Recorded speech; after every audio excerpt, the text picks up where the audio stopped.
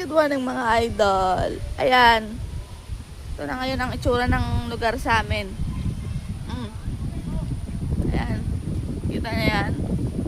Ano pa yung hangin. Ewan ko, may sinabi eh. Yung kalala din pa, yung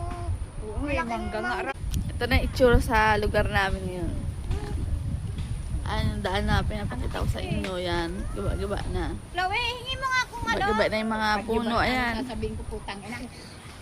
Yung Cotton buds. Yung kay Tita Yuri mo, meron siya nakita Ah, ko si doon sa Norlene. higaan niya kanina. Sa may bag niya kagabi nakita ako doon sa may bag niya, Alam sa bag niyo ng ba? baby niya.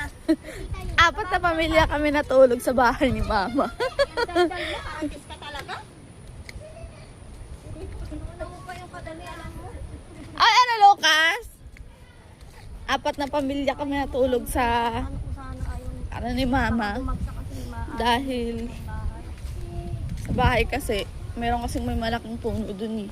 Tatakot ako baka kasi bumagsak. Kaya pumunta kami dito kay Mama. Tapos yung pinsan ko, bumaba rin sila dun kila Mama. Kasi ganun din eh. Di ba malakas kasi yung hangin.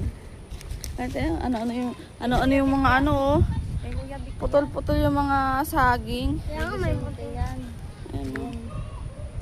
Tatanggal niya na yung puso.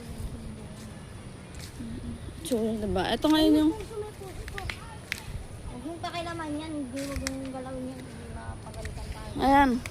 Mga nangyari sa sagingan ng kapitbahay namin. Mabuti nga yung sabi na isa na nun. Ginawa na pa